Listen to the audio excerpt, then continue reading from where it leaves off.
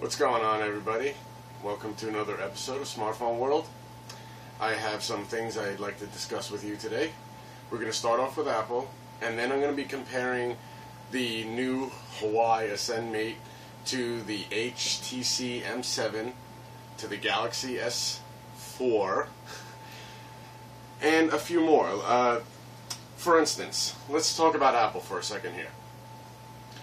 Now, there's a lot of rumors spreading around about what exactly Apple's going to be putting out in 2013. Would you believe that one of the rumors says that it's going to be an iPhone 5 mini? Mini? It only has a 4-inch display as it is. What's going to get mini now? It's actually going to get smaller? They're saying that it's going to have, some less specs in it. It's going to be smaller. So what is that? The iPhone 4S with a new shell? Does anybody see what's going on with Apple here?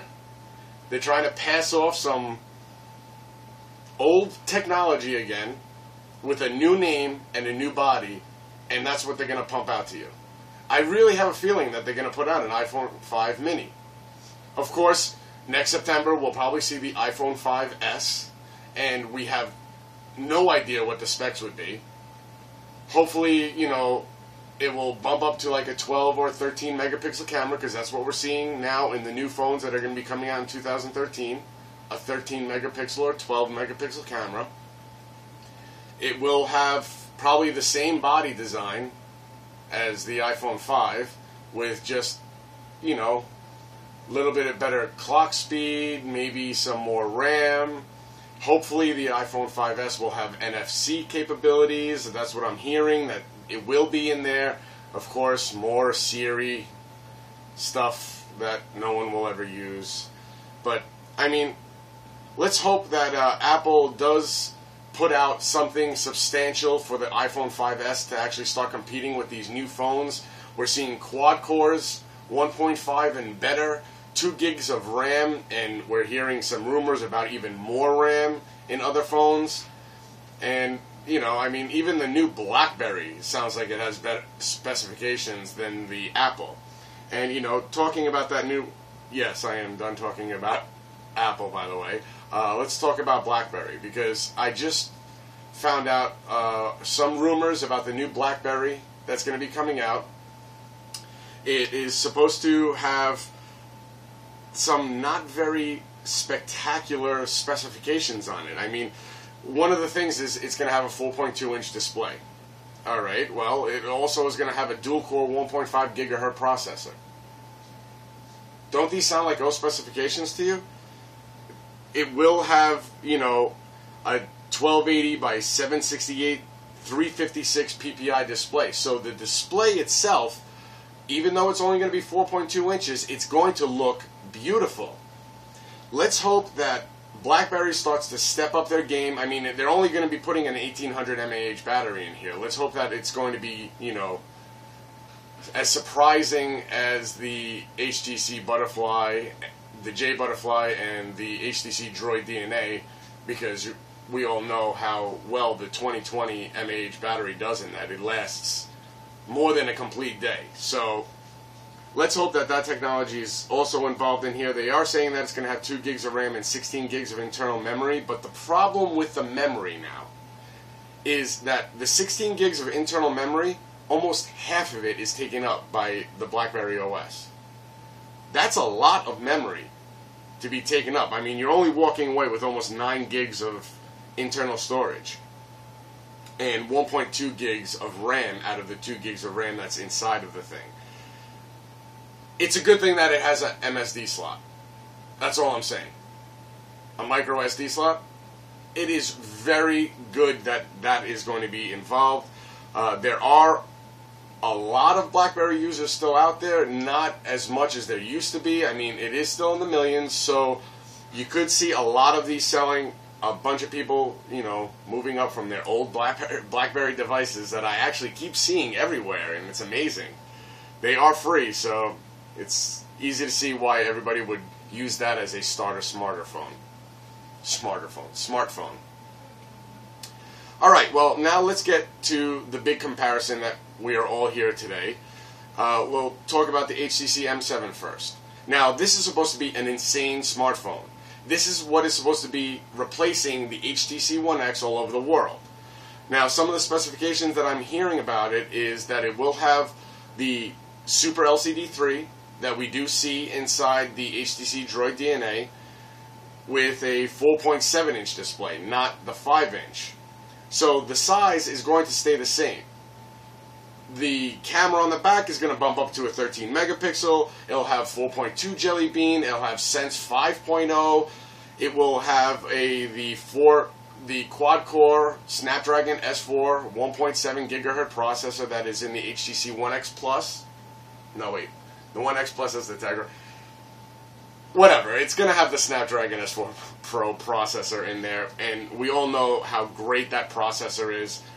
This is going to be a serious smartphone. It's also going to be having a bumped up battery.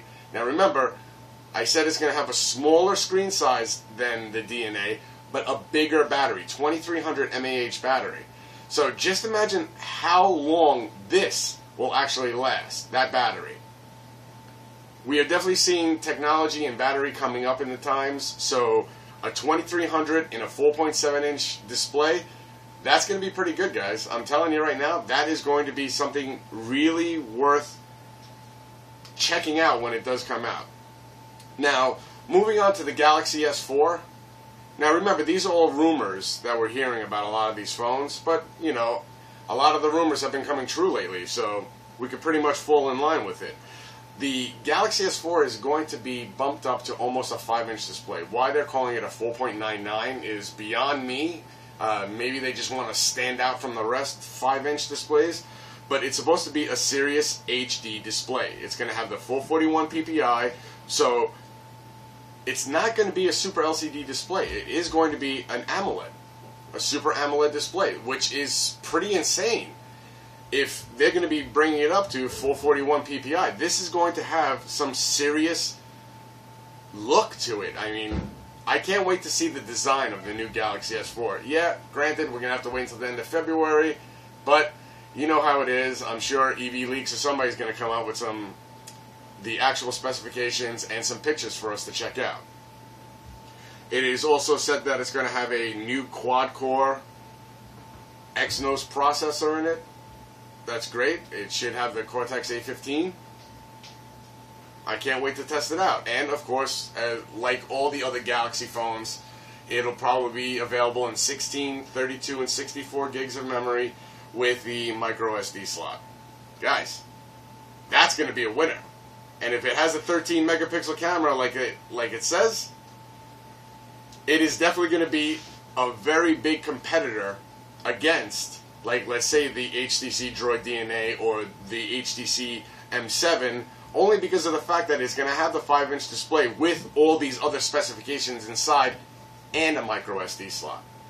So far, the Galaxy S4 looks like it's going to be one of the hardcore players to beat. Now, when we're talking about hardcore players to beat, I've been seeing some crazy phones. Like, Huawei is actually coming out with this new Ascend Mate 6.1-inch display. 6.1-inch display. Smartphone. Now, we're really moving into tablet-sized smartphones. None of this phablet garbage, because that is a tablet-sized... I mean, we have tablets that are 7-inch displays. This is 6.1, and you're going to be able to make phone calls, text. It's going to have a service, like on AT&T or any one of them around the world. This is going to be a crazy phone. Now, that's not even the big deal about this phone.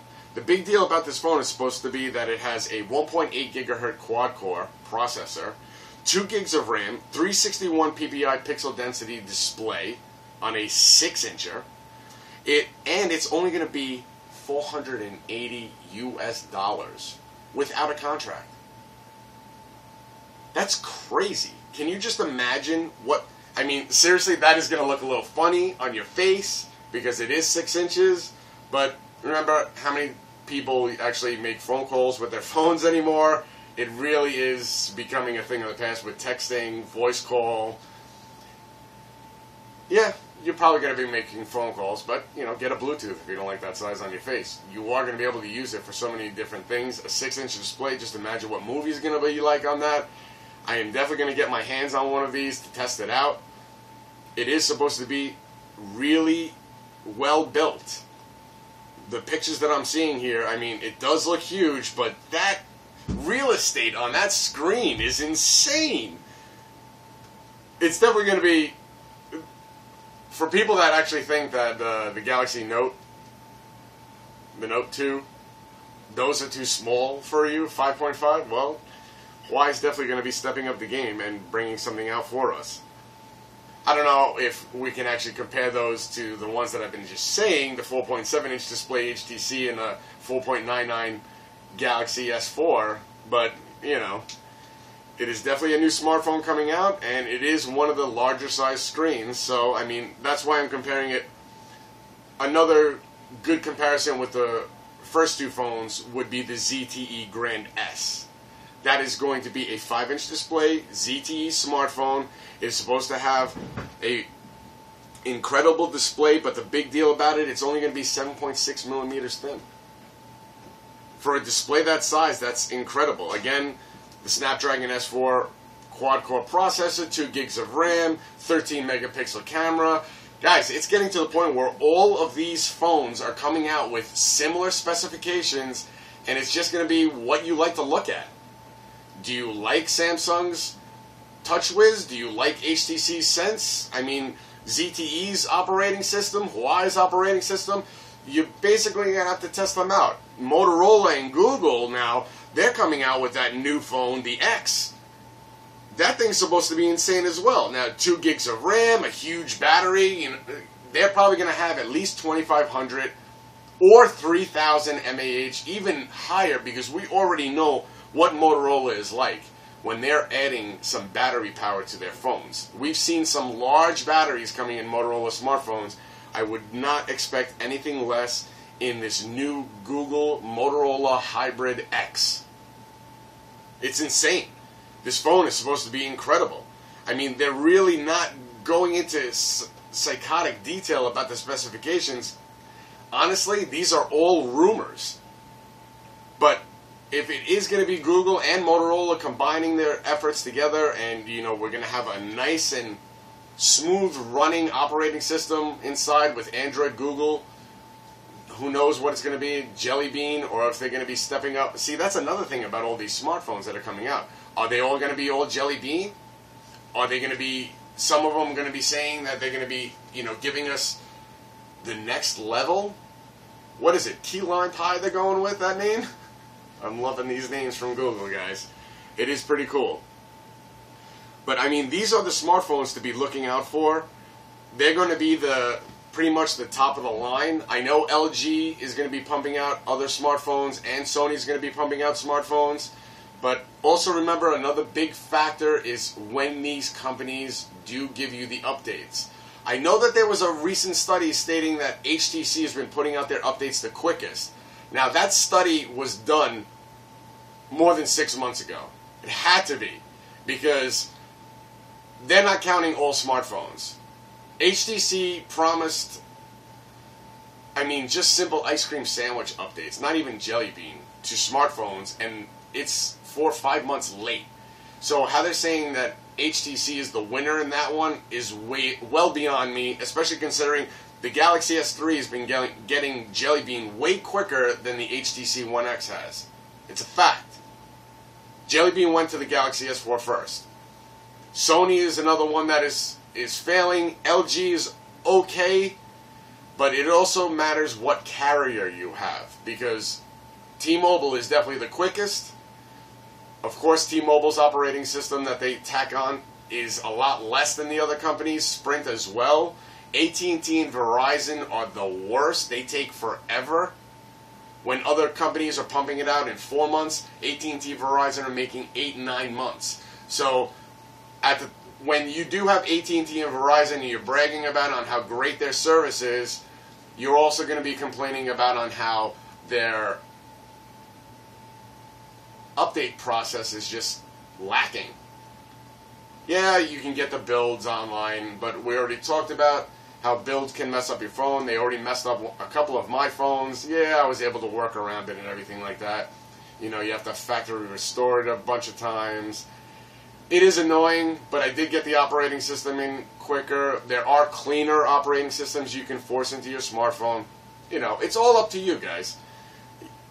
It is a gamble because you never know who's doing it. Your best bet is to go to reputable websites to get the, you know, XDA developers is one of the best ones, but then again, I found some, you know, questionable ones on there as well. Just make sure you pick a guy that you like, a good software developer that, you know, knows what he's doing and is using closest to the original build as possible. Okay, well, that was another episode. It's not as long as normal, but I wanted to get this one out there to compare these smartphones and tell you about the new BlackBerry that was coming out. Sorry that BlackBerry does not seem like one of the best smartphones in the world to me, and they are a little late. Their market system is lacking. If they want to jump in with the rest of the crowd, they should try to get in with the Android market. Okay, well, guys, like always, please comment, hit subscribe, you know, post this on your Facebook wall, let your friends know that I'm back. Have a great day, guys.